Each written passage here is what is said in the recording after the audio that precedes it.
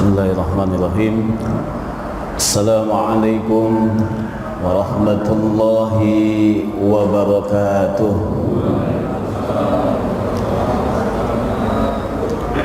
Lemas amat Pak. Memang belum pada sarapan nih. Biasa kalau kajian subuh ya seperti ini ya, bawaannya ngantuk aja.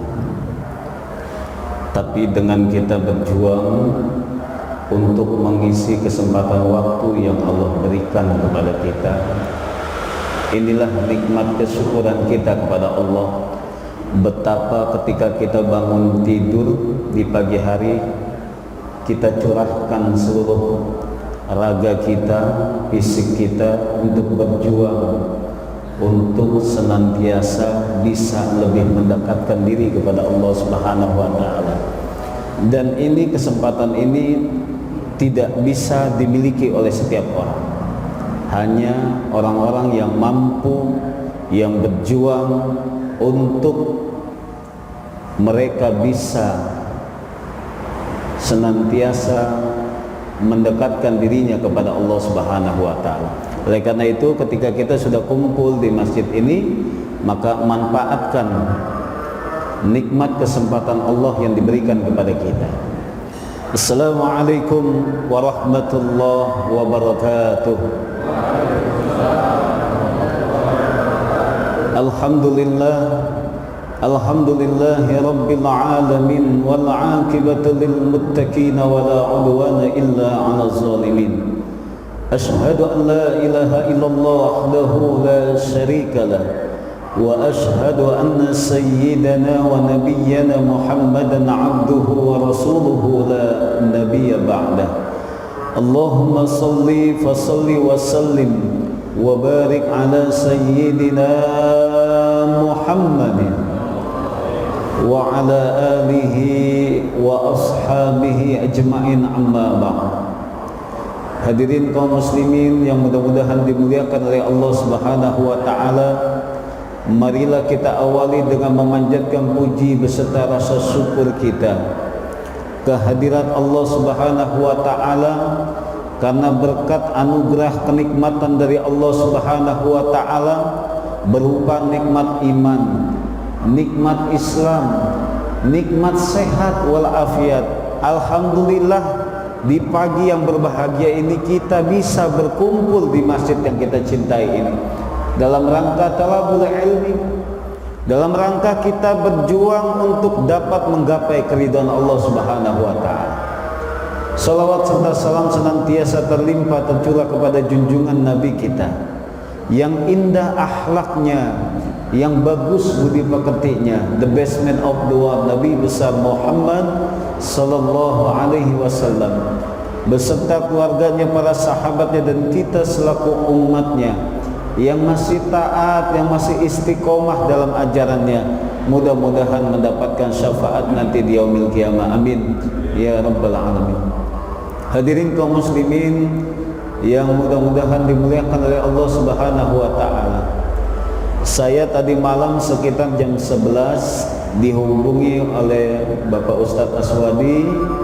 Alhamdulillah saya pun baru sampai rumah, sehingga beliau ketika telepon saya nyambung.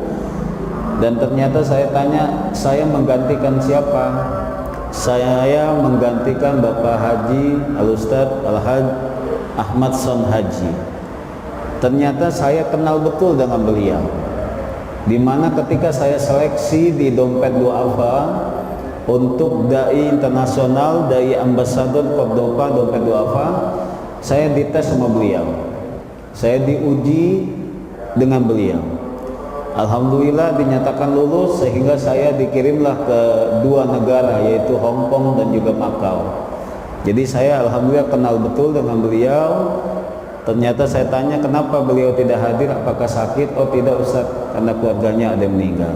Alhamdulillah tadi kita sama-sama telah mendoakan untuk almarhumah, mudah-mudahan diterima iman dan Islamnya, diampuni segala dosa-dosanya, dan kita pun sekalian yang mendoakan itu pun akan kembali kepada kita semua, akan kembali kepada orang-orang tua kita, keluarga kita yang telah mendahului kita. Maka mudah-mudahan semuanya diampuni oleh Allah Subhanahu wa taala. Amin ya rabbal alamin. Bapak-bapak sekalian, hari ini bertepatan dengan tanggal 15 Sya'ban nanti ya, setelah maghrib. Jadi perhitungan waktu hijriyah itu bukan jam 12, akan tetapi ba'da maghrib. Kalau hitungan tanggal Masehi itu dimulai dari jam 12 malam. Jam 12 malam selesai, 24.00 maka dimulailah tanggal baru, dimulailah hari baru. Tapi kalau hijriyah, kalender hijriyah itu dimulai dari ba'da maghrib ya. Jadi tanggal 15 nanti malam ba'da maghrib ini masuk di pertengahan Sya'ban atau dikenal dengan nisfu Sya'ban. Banyak beredar di masyarakat kita, ketika malam nisfu Sya'ban kita harus begini, begini, dan begini. Baca yasinan 3 kali, baca ini sebanyak itu. Intinya Bapak, Rasulullah mengajarkan ketika masuk bulan Sya'ban itu kita ini sudah mulai untuk bersiap, sudah mulai untuk bergegas untuk menghadapi bulan yang suci. Jadi bukan hanya di malam nisfu Sya'ban saja, tidak, kita baca yasin. Yang mau baca yasin disebut yasinan silakan. Yang mau baca Al-Baqarahan silakan. Yang mau baca Ali Imranan silakan, tidak ada larangannya. Toh kita membaca Al-Quran. Jadi tidak mesti kita baca yasin, tidak. Selagi itu bacaan Al-Quran, amaliyah ibadah yang kita laksanakan tulus ikhlas karena Allah Subhanahu wa taala, maka itu baik. Jadi tidak ada istilah kata pengkhususan. Cuma terkadang ada guru kita mengajarkan, yuk kita baca yasin gitu kan. Artinya apa? Masyarakat kita terkadang sudah menjadi kebiasaan gitu, baca yasin apa semacam. Salah enggak? Tidak salah. Baca Quran kok salah, ya kan? Yang kagak salah udah nyalain orang kagak baca Quran, nah itu salah, ya. Dan ini tidak usah dijadikan polemik ya Bapak Ibu sembahyang. Karena intinya adalah Pak Rasulullah ketika di bulan Sya'ban ini adalah lebih menguatkan amaliyah ibadahnya. Sholatnya lebih dikuatkan lagi, puasanya lebih dikuatkan lagi, baca Qur'annya lebih dikuatkan lagi, sedekahnya pun demikian. Sehingga apa? Nanti ketika masuk di bulan suci Ramadan sudah mulai kita ini. Jadi bapak-bapak bisa lihat Pak, orang yang ketika malam pertama, malam kedua, malam ketiganya ngikut sholat jamaah tarawihnya, penuh ini masjid, yang tadinya ini masjid ini besar, ketika malam pertama di tarawih ini terasa sempit, bahkan sampai keluar jamaah kita. Itu nanti kalau orang yang mendadak seperti itu, maka tidak istiqomah jatuhnya. Tapi kalau di bulan Sya'ban ini dia sudah berlatih, dia datang ketika azan berkumandang, dia bergegas menuju masjid, dia melaksanakan sholat sunnah dikerjakan, dimulai dari sekarang dilatih, dibaca Al-Quran, berzikir kepada Allah, ya, melangkahkan kakinya ke masjid ketika telah masuk waktu sholat, dan ketika nanti masuk ke Ramadan dia nggak kaget lagi, gitu loh. Kita sekarang Pak, ibarat kata kita ini mau kedatangan tamu. Bagaimana kelakuan kita kalau seandainya ada tamu yang datang? Ternyata dikonfirmasi tamu yang akan datang ke rumah kita adalah seorang pejabat, tamu yang sangat mulia misalkan, tamu yang sangat dihormati. Bagaimana kelakuan kita? Nanti besok, nanti lusa saya akan kedatangan tamu di rumah saya. Bicara ke tetangganya, mengabarkan kepada tetangganya, tolong ya jaga sikapnya, tolong ya jaga ihtiramnya. Nanti kalau seandainya numpang parkir, tolong ya diberikan izin, misalkan seperti itu. Itu adalah keluarga saya, itu adalah tamu saya. Diperhatikan seperti itu. Di rumah kita yang sekiranya berantakan segala macam, kita rapihkan. Jendela-jendela kaca yang sekiranya kotor, ada debunya, kita bersihkan. Apa sekiranya yang kurang baik di dalam keadaan rumah kita, kita rapikan semua. Kenapa? Karena akan ada tamu yang datang. Begitulah orang-orang yang sekiranya orang-orang yang baik, ketika dia tahu bahwa ada tamu yang mulia, tamu yang istimewa yang mau datang ke rumahnya, maka dia memberikan penghormatan itu. Bagaimana caranya supaya tamu kita ini senang, kita terima dengan baik, kita senang dengan kedatangannya, kita buat dia merasa nyaman ketika datang ke rumah kita. Rumah kita bersih, tetangga kita kabarkan agar menjaga sikap dan lain sebagainya. Dan ini 2 minggu lagi akan datang. Kita udah tahu 2 minggu lagi datang bulan suci Ramadan. Ini tamunya bukan tamu manusia, tamunya bukan dari tetangga kita, tamunya bukan dari keluarga kita, tamunya bukan dari pemerintah kita, melainkan Allah turunkan. 1 bulan yang begitu sangat istimewa, yang jangan sampai dilewatkan. Kalau seandainya kita lewatkan, ragima anfu rajulin dakhala alaihi Ramadan, kata Rasulullah, barang siapa yang kedatangan di bulan suci Ramadan, maka Ramadan berlalu begitu saja tanpa ia mendapatkan ampunan, maka orang itu termasuk orang yang merugi. Karena apa? Tidak ada jaminan yang kita bisa mendapati bulan suci Ramadan. Makanya di bulan kemarin Pak, di bulan Rajab itu kita udah banyak doa. Bagaimana doanya? Allahumma barik lana fi Rajab wa Sya'bana wa ballighna Ramadana waghfir lana dzunubana. Ya Allah, berkahi kami di bulan Rajab, bulan yang kemarin, di bulan Sya'ban, bulan sekarang, dan sampaikanlah kami kepada bulan suci Ramadan. Jadi ketika kita senang dengan datangnya bulan yang agung yang Allah berikan kepada kita semua, maka kita yang pertama apa? Harus senang sikap kita. Ketika kita senang, berarti yang kedua apa? Kita bersiap-siap Pak. Siap-siap diri kita, biar nanti ketika tamu itu datang kita nggak kaget. Ibarat kata ada tamu tiba-tiba dadakan, rumah kita berantakan, kita belum siap makan, belum siap yang namanya masak, kelabakan kita. Begitu juga bulan suci Ramadan, dari sekarang kita persiapkan. Biar apa? Biar ketika masuk bulan suci Ramadan ada salat taraweh, ikut kita, nggak kaget lagi. Berapa banyak orang yang ketika di malam pertama, kedua, ketiga, setelah itu malam keempatnya mendapati imam yang lama, berhenti dia malam kelimanya, kagak taraweh lagi. Udah sholat di rumah aja, di masjid mah imamnya lama. Sholat di masjid diganggu lagi sama setan segala macam. Malam kelima, malam keenam, malam ketujuh mulailah ngantuk dia, akhirnya kagak taraweh. Ya begitu. Tapi kalau orang yang udah biasa dia ke masjid, sudah dibiasakan dia sholat sunnah, jadi nggak kaget lagi nanti. Ya, kita kalau ketemu tamu Pak, tamunya dadakan datang ke rumah kita, kita kan kaget, ini masuk berantakan lagi semacam, malu kita kan. Tapi kalau kita udah bersiap dengan pedenya kita, silakan masuk, ya kan? Ya, jadi seperti itu. Begitu juga ketika kita datang bulan suci Ramadan ini, maka ketika kita telah siap, maka dengan senang hati kita sambut, marhaban ya Ramadan, marhaban ya syahrus siyam. Itulah Pak, makanya kita harus dari sekarang ini bersiap-siap. Kemudian apa amalia yang lainnya? Kita mohon ampun sama Allah, taubat. Kita mau mendapati bulan yang suci, maka hati kita pun harus suci, diri kita pun harus suci di mata Allah. Maka kita minta ampun sama Allah, taubat kepada Allah.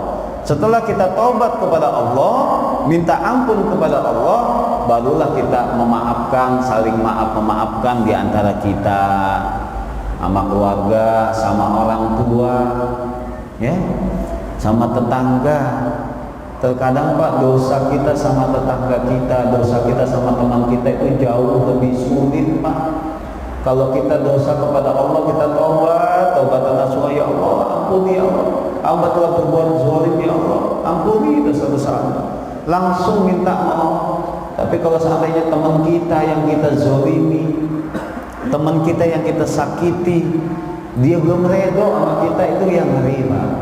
Makanya jangan sampai ya kelakuan kita, ucapan-ucapan kita membuat sakit hati orang lain. Inilah yang harus dijaga. Kalau seandainya itu terjadi oleh diri kita, cepat-cepatlah untuk kita meminta maaf, ya. Tidak ada yang hina orang ketika itu dia minta maaf, tidak ada yang hina. Bahkan hinalah dia manakala ketika dia tahu dirinya salah, mengakui dirinya salah, tapi gengsi untuk dia meminta maaf. Pada dasarnya dia hina di mata Allah Subhanahu wa taala, ya. Dan kemudian setelah kita minta maaf kepada orang tua kita jauh, telepon Pak. Sekarang udah ada HP, video call, ya. Gunakan kesempatan teknologi yang begitu mudah ini untuk kita bersilaturahim, ya. Dan kemudian apa selanjutnya? Ingatkan kepada istri dan anak-anak perempuan kita, Neng, kamu masih punya hutang nggak puasa kemana? Jangan sampai bapak nggak ngingetin Pak. Ibu-ibu terkadang suka lalai. Udah masuk bulan suci Ramadan, hutang yang tahun kemarin belum kebayar. Akhirnya numpuk. Padahal kalau mereka itu mau mencicil hutangnya, itu 11 bulan kosong. Misalkan dia 14 hari, ya kan sebulan cuma 2 hari. Senin Kamis selesai, bulan depan Senin Kamis selesai kalau seandainya mau. Tapi terkadang kan nanti aja, ya kan. Akhirnya sudah dekat-dekat ke Ramadan masih banyak hutangnya. Maka bapak-bapak sekarang nanti setelah pulang dari masjid, silakan tanya istrinya, tanya anak-anak perempuannya, sudah selesaikah untuk membayar hutang puasanya tahun lalu. Ya, ini penting Pak, kita saling mengingatkan. Dan kemudian yang harus kita lakukan adalah persiapan kita di tengah pandemi ini, bagaimana kita sholat tarawih ini secara tertib, gitu, ya.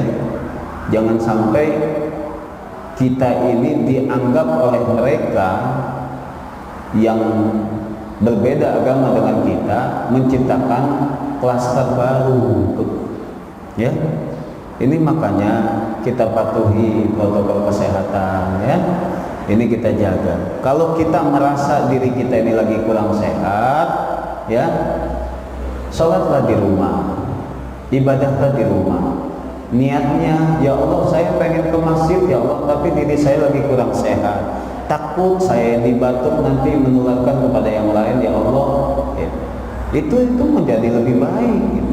Nggak jadi masalah Pak, ya. Jadi seperti itu. Karena kondisi saat sekarang ini, maka kita harus menjaga satu dengan yang lainnya. Kenapa saya pakai masker dari Jakarta? Karena saya akan berjumpa dengan keluarga-keluarga saya yang ada di sini, bapak-bapak semua. Makanya saya jaga kesehatan supaya saya tidak menularkan.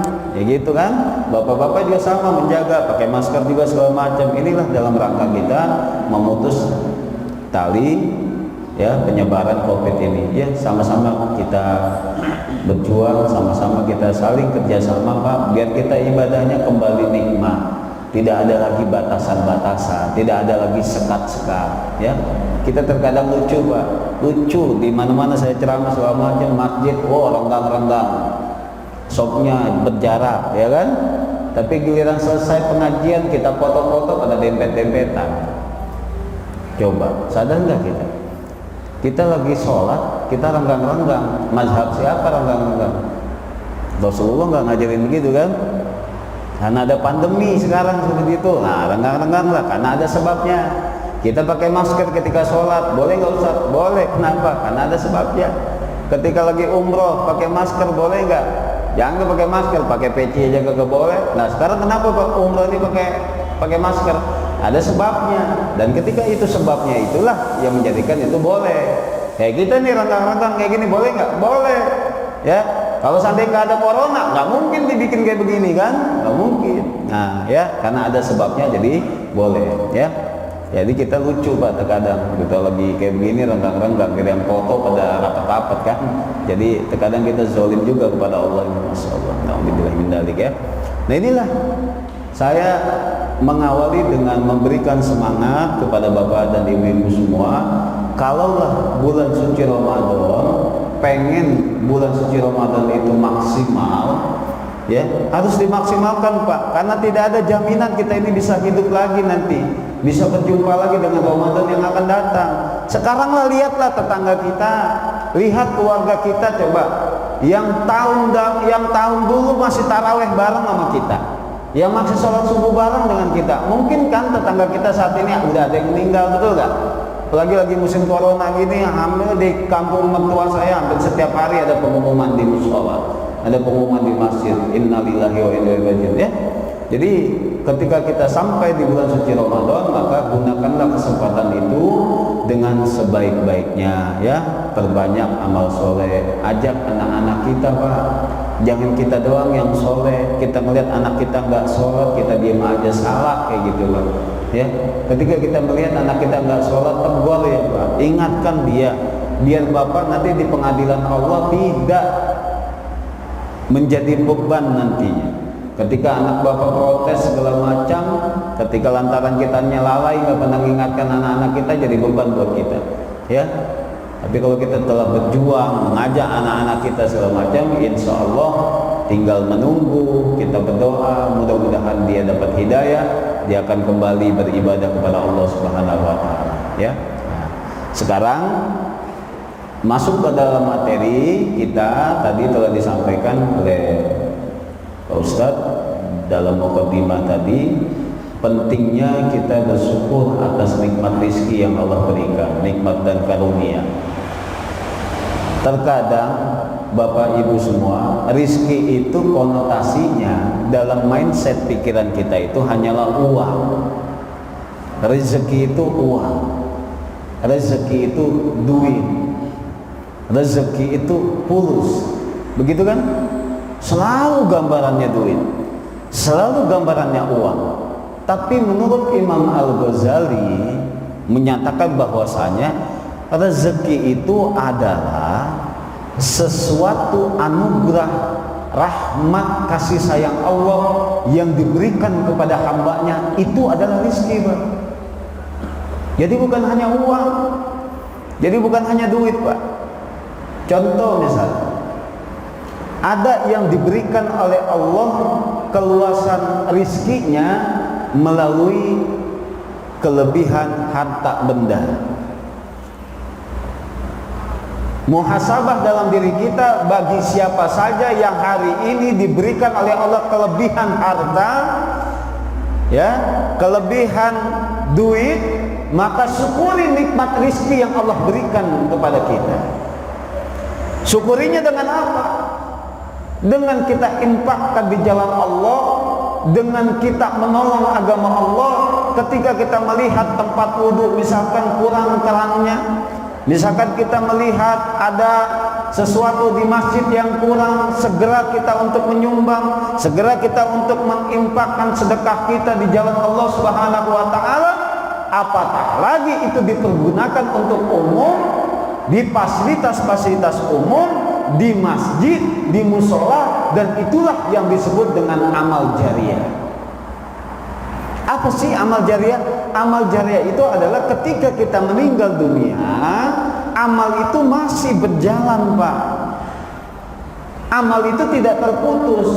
Contoh misalkan, ketika ada pembangunan masjid, kita berjuang nyumbang untuk pembangunan masjid. Saya semen 1 sak, saya pasir 1 mobil misalkan, saya bagian keramiknya ya, saya bagian ini semacam. Selama itu masjid digunakan untuk ibadah, berapa banyak orang yang masuk ke dalam masjid itu, berapa banyak orang yang ketika itu beribadah kepada Allah, berapa banyak yang sholat di dalamnya, berapa banyak yang iktikaf di dalamnya, berapa banyak yang membaca Al-Quran di dalamnya, zikir kepada Allah, maka itulah pahalanya. Walaupun kita meninggal dunia, masjid itu masih tetap berjalan, masih dipakai untuk ibadah. Di sanalah tidak terputus amal ibadah kita. Ya. Jadi bagi saudaraku semua, syukuri nikmat Allah yang telah memberikan rizki berupa kelebihan harta benda kita. Syukurinya dengan seperti itu, ya. Jangan udah punya duit banyak segala macam, semakin kaya semakin pelit, itu salah. Terima kasih, terima kasih. Kita nerima nih, nggak kasih lah. Dan ketika kita belajar konsep Nabi, konsep Rasulullah, diajarkan juga di dalam Al-Quran, kita terima, kita syukuri, kita kasih lagi, terima kasih.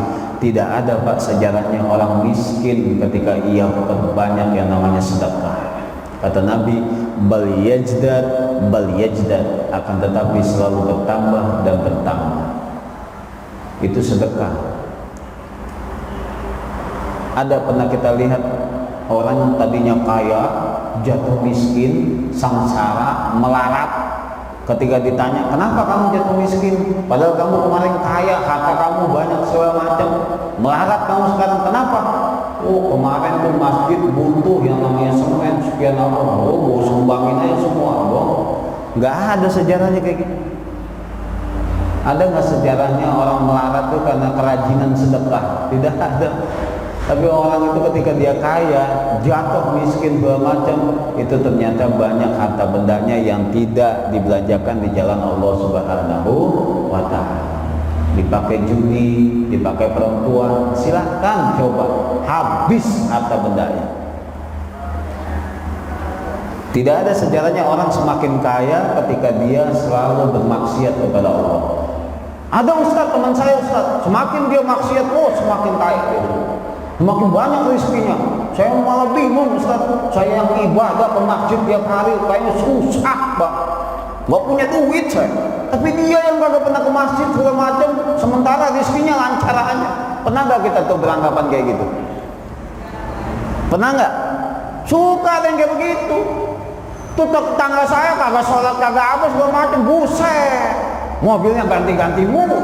Saya yang tiap hari ke masjid segala macam, sepeda aja kagak kebeli, begitu. Jadi konotasinya itu kita tuh ibadah itu pengen yang namanya rizki itu salah. Ya. Ini yang kedua Pak, Imam Ghazali bilang apa? Ada yang harus bersyukur karena apa Pak? Karena diberikan ketenangan dan kenyamanan dalam dirinya. Itu adalah rizki. Ini yang kedua nih. Yang pertama tadi kelebihan harta benda, itu rizki dari Allah, harus kita syukuri.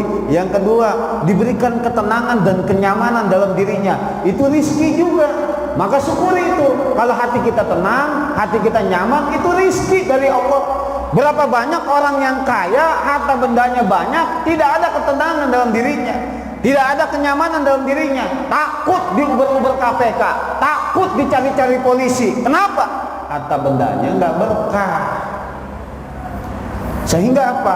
Walaupun punya mobil mewah, walaupun punya rumah, punya aset yang banyak, aset yang mahal segala macam, tapi hatinya tidak selalu tenang, dirundung rasa ketakutan. Karena apa? Tidak berkah.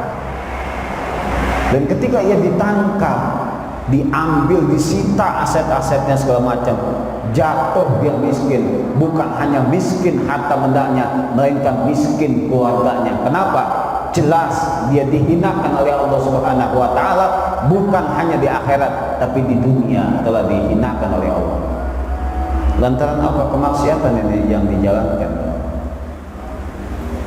Yang ketiga apa? Ada kesyukuran yang Allah berikan Pak, berupa kesehatan. Ini yang harus kita syukuri juga Pak. Bapak-bapak, ibu-ibu yang hari ini berasa dirinya sehat, mau ngaji, datang ke masjid, mau ngaji, mau menyempatkan waktunya, berarti Bapak mensyukuri nikmat Allah, mensyukuri nikmat sehat itu. Berapa banyak orang yang enggan untuk masuk masjid, berapa banyak orang yang tidak mau memanfaatkan nikmat sehatnya untuk ibadah. Jadi kalau kita merasa diri kita ini sehat, kita syukuri dengan kita beribadah, gitu loh. Dan ketika kita berjuang seperti ini, kita ibadah, kita ngaji, disitulah kesyukuran kita kepada Allah. Ya Allah, Engkau masih memberikan kaki ini sehat, kaki ini saya langkahkan ke masjid, ya Allah. Ya Allah, tangan ini masih sehat, ya Allah. Saya berjuang, ya Allah, untuk menginfakkan harta saya, untuk saya membantu orang lain, membantu tetangga saya. Semuanya yang kita miliki dalam keadaan sehat jiwa raga kita, semuanya kita perjuangkan untuk menolong dan membela agama Allah. Itu bersyukurnya kita atas nikmat sehat, Pak. Sekarang orang yang paling kaya, orang punya kekayaan banyak, Pak, kalau seandainya dia sakit, habis hartanya, Pak. Masuk ke ruang ICU, masuk ke ruang ICCU, masuk ke ruang PISU, habis hartanya. Satu hari berapa di ruang ICU? Satu hari berapa di ruang ICCU? Berapa di ruang PISU? Mahal, Pak. Makanya sehat ini begitu sangat mahal, Pak. Apalagi sekarang ini, Masya Allah, kita batuk sedikit aja orang udah takut melihat kita. Padahal batuk itu bukan karena corona, bukan, emang batuk kitanya. Orang udah takut sama kita sekarang. Ya, makanya nikmat sehat ini sangat berasa, Pak. Maka syukuri nikmat sehat ini kita untuk ibadah kepada Allah Subhanahu wa taala. Kemudian ada lagi, Pak. Kata Imam Al-Ghazali, ada yang diberikan anak-anaknya soleh dan soleha. Itu rizki, Pak. Dan itu wajib kita syukuri. Ternyata ya Allah, secara materi saya kurang, secara finansial saya kurang, ya Allah.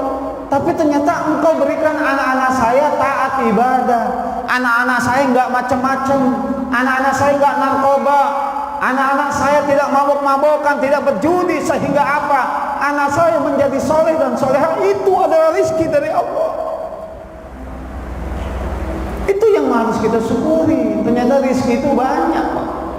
Kita punya anak yang mendoakan kita ketika dia sholat, dia berdoa, Allahumma gfirli wali walidayya warhamhuma kama rabbayani shaghira. Bapak sekarang masih hidup, tanamkan kepada anak-anak kita, nak, jangan lupa untuk selalu mendoakan orang tuamu, nak. Nak, ayahmu doakan, nak, ibumu doakan. Ketika bapak membiasakan ini, ketika bapak masih hidup, membiasakan anak-anaknya untuk selalu mendoakan orang tuanya, meninggal bapak, ibunya meninggal, maka kebiasaan ini masih terus mengalir kepada anak-anak kita. Kita meninggal dunia, anak-anak kita selalu mendoakan kita. Itulah kenikmatan bagi orang tua yang memiliki anak yang soleh dan soleha. Tapi kita sekarang ini masih hidup, kita di dunia punya anak, nggak pernah anak kita diingatkan, nggak pernah diajarkan anak-anak kita, sehingga nggak hafal dia doanya. Doa buat orang tua aja kagak hafal, berarti jarang untuk dibaca. Maka ketika kita meninggal dunia, siapa lagi yang mengingatkannya? Itu, Pak. Coba dah baca doa di dalam hatinya masing-masing, baca. Saya ini Allahumma gfirli wali walidayya warhamhuma kama rabbayani shaghira. Kira-kira saya ini hafal nggak sih? Kalau saya ini berasa saya ini kagak hafal itu doa orang tua, ya Allah istighfar, Pak. Kita ini berarti kurang mendoain orang tua kita. Tapi kalau Bapak setiap sholat mendoakan, hafal, Pak, pasti hafal, pasti lancar, Bapak. Ketika Bapak hafal doa ini, lancar doa ini, tanamkan kepada anak-anak kita. Gak bisa bahasa Arabnya, Ustadz, bahasa Indonesia aja. Nah, ayo berdoa, ya Allah, ampuni dosa-dosaku, ya Allah, dan ampuni juga, ya Allah, dosa kesalahan kedua orang tuaku, ya Allah. Karena beliau, ya Allah, yang telah mengasihiku, ya Allah, ketika kecil sampai aku gede, sampai aku bisa mengenal agamamu, ya Allah, sampai aku bisa mengenal Tuhanku, yaitu Allah. Gitu. Ajarkan aja, ya Allah, ampuni dosa-dosaku dan juga kedua orang tuaku, sayangilah mereka, ya Allah. Udah cukup. Kalau nggak bisa bahasa Arab, intinya adalah apa? Pembiasaan untuk kita terhadap anak-anak kita, agar anak-anak kita ini mampu mendoakan kita. Disitulah, Pak, nikmat keberkahan kita punya anak yang soleh dan soleha. Jadi pembendaharaan amal bagi kita. Walaupun kita meninggal dunia, kata Nabi, adalah apa? Sedekah jariah, ilmu yang manfaat, doa anak yang soleh, dan soleha, itu yang terus mengalir kepada kita semua walaupun kita meninggal dunia. Kemudian kata Imam Al-Ghazali adalah apa? Kita memiliki keluarga yang sakinah, mawaddah, warahmah. Sakinah penuh dengan ketenangan, mawaddah penuh dengan kecintaan, warahmah penuh dengan kasih sayang. Dan ketika kita memiliki keluarga yang sakinah, mawaddah, warahmah, ternyata kita sadari bersama itu pun merupakan rizki yang Allah berikan kepada kita. Tuh, jadi bukan hanya duit ternyata rizki, Pak. Kita punya keluarga yang tenang-tenang aja, istri kita taat, istri kita mau ibadah, istri kita mau sholat, ternyata itu rizki, Pak, buat kita seorang suami. Bayangin, Pak, kalau istri kita tuh kagak mau sholat, sama Allah aja udah kagak taat, gimana sama kita? Ngeri kita, Pak. Ya, tapi kalau kita ngelihat di rumah istri kita sholat, istri kita taat kepada kita sebagai suami, itu rizki, Pak. Itu yang harus kita syukuri, Pak. Ya. Dan yang terakhir adalah apa? Menurut Imam Al-Ghazali dikatakan anugerah berupa rizki yang Allah berikan adalah apa? Kita ini diberikan waktu, kesempatan untuk kita bisa thalabul ilmi. Ini rizki, Pak. Bapak ini datang nih, Bapak ini setelah subuh tahu Bapak ada kajian, Bapak kagak pulang, Bapak nyempatin waktunya, ya. Ini rizki, Pak. Beda mungkin yang saudara kita, yang tetangga kita yang sudah pulang duluan karena ada mungkin ada acara, ya kan? Karena mungkin ada halangan yang lain, ya. Kita ini yang sempat, ya, yang diberikan peluang waktu untuk thalabul ilmi, ini adalah rizki ternyata dari Allah, Pak. Tuh. Jadi kita ini sekarang pagi ini telah mendapatkan rizki, Pak. Rizki apa? Siraman rohani kita, kebaikan-kebaikan. Siapa yang tidak ada ketenangan dalam dirinya ketika dia menghadiri majelis ilmu? Semua dalam ketenangan dalam dirinya. Dan ketika kita diberikan waktu, kesempatan untuk bisa thalabul ilmi, datang ke majelis-majelis ilmu, majelis-majelis taklim, disitulah Allah berikan rizki kepada kita. Dan apa yang terakhir, Pak? Allah memberikan kesempatan bagi kita untuk bisa berbagi harta, berbagi ilmu, silakan. Itu rizki, Pak. Contoh, saya setiap pagi habis subuh, saya selalu mengirimkan kata-kata inspirasi pagi kepada jamaah-jamaah semua, saya kirimkan setiap hari. Nah, jamaah ketika mendapatkan itu dikirimkan lagi, di-share lagi. Nah, ketika kita mendapati itu, Pak, kesempatan kita gunakan jempol kita ini untuk membela agama Allah, untuk menolong agama Allah, dengan cara itu kita bagikan ilmu dari guru-guru kita, itu adalah rizki yang Allah berikan kepada kita. Berapa banyak orang yang tidak mau gunakan jari-jarinya untuk bisa membagikan sesuatu yang penting. Bahkan lebih banyak adalah apa? Sesuatu yang tidak manfaat, sesuatu yang istilah kata hanya candaan, tawaan, bahkan menjurus kepada pornografi yang terkadang sering dikirimkan berita-berita yang tidak baik, berita-berita yang tidak manfaat, berita-berita hoax yang selalu dikirimkan. Itu salah, Pak. Mulai dari sekarang kita rubah sesuatu yang baik, sesuatu yang manfaat, kita sampaikan, kita kirimkan. Itu adalah rizki yang Allah berikan kepada kita, di mana kita memiliki pahala yang di sana terdapat tabungan akhirat kita. Ya, oleh karena itu manfaatkan, gunakan kesempatan sehat kita, gunakan kesempatan hidup kita, gunakan kesempatan harta benda kita, semuanya untuk di jalan Allah Subhanahu wa Ta'ala. Mari bapak-bapak semua kita tutup pengajian ini dengan kita sama-sama baca sholawat, ya. Allahumma sholli ala sayyidina Muhammadin tibbil qulubi wa dawaiha wa afiyatil abdani wa shifaiha wa nuril absari wa diyaiha wa ala alihi wa sahbihi wa sallim. Ini sholawat tibbil qulub hati, untuk menyembuhkan penyakit. Kita cari berkah dari sholawat ini ya. Bapak, saya sampaikan ada doa yang dipanjatkan oleh Rasulullah. Kata Rasulullah, barang siapa yang membaca doa ini 3 kali setelah subuh atau di pagi hari, 3 kali ketika setelah asar atau di sore hari, maka tidak ada yang mencelakakan baik di langit maupun di bumi. Apa doanya Pak? Bapak kalau nggak hafal silakan nanti gunakan HP-nya di rumah, tulis di Google Bismillahirrahmanirrahim la yadurru. Ya. Ketik itu nanti akan muncul kelengkapannya, Bapak baca aja. Kelengkapannya bagaimana? Bismillahirrahmanirrahim la yadurru ma'asmihi syai'un fil ardi wala fis sama wa huwas sami'un alim. Bismillahirrahmanirrahim, dengan menyebut nama Allah, alladzi la yadurru ma'asmihi syai'un fil ardi wala fis sama. Dan ketika nama Allah disebutkan, maka tidak ada yang mencelakakan baik di langit maupun di bumi. Cakep doanya itu Pak ya. Dibaca kita untuk berlindung kepada Allah dari wabah virus corona ini. Setelah subuh 3 kali, setelah asar 3 kali.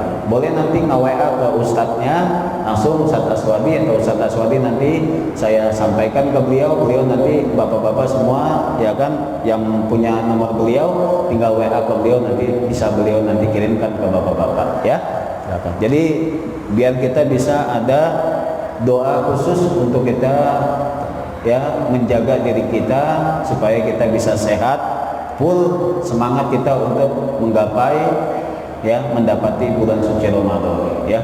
Mudah-mudahan Allah Subhanahu wa taala melindungi kita semua, memberikan kekuatan kepada kita semua agar senantiasa kita disehatkan oleh Allah Subhanahu wa taala. Al-Fatihah. A'udzu billahi minasyaitonir rajim. Bismillahirrahmanirrahim. Alhamdulillahirabbil alamin arrahmanir rahim maliki yaumiddin. Iyyaka na'budu wa iyyaka nasta'in ihdinas siratal mustaqim siratal ladzina an'amta 'alaihim ghairil maghdubi 'alaihim waladdallin. Allahumma shalli ala Muhammad wa ala ali Muhammad fil awwali wal akhir wa barik wa sallim radhiyallahu ta'ala an kulli sahabati Rasulillah ajma'in.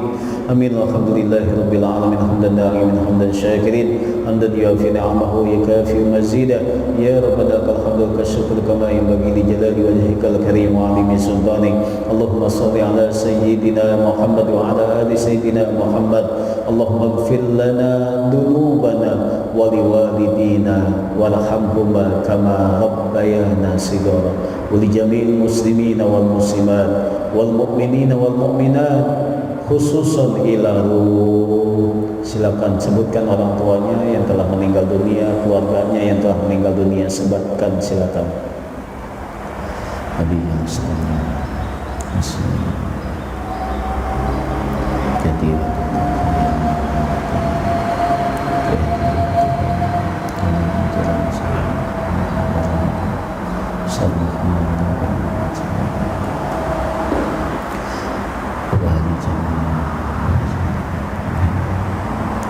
Ghafarallahu dhunubahum wa satarallahu uyubahum. Allahumma ighfir lahum warhamhum wa'afihim wa'fu Allahumma la tarhimna ajrahum wa la taftinna ba'dahu waghfir lana wa lahum. Bismillahilladzi la yadurru ma'asmihi shay'un fil ardi wa la fis sama wa huwas samiul alim.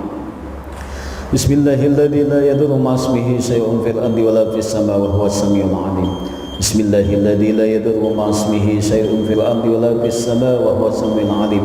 La haula wa la quwwata illa billahil aliyyil azim. Allahumma iftah 'alaina abwabal ilmi. Allahumma iftah 'alaina abwabal rizqi. Allahumma iftah 'alaina abwabal mawaddah. Allahumma iftah 'alaina abwabas sihah. Allahumma iftah 'alaina abwabal rahmah. Allahumma iftah 'alaina abwabal barakah. Rabbana atina fid dunya hasanah wa fil akhirati hasanah wa qina adzabannar. Bi fadli subhana rabbika rabbil izzati amma yasifun wa salamun alal mursalin walhamdulillahi rabbil alamin.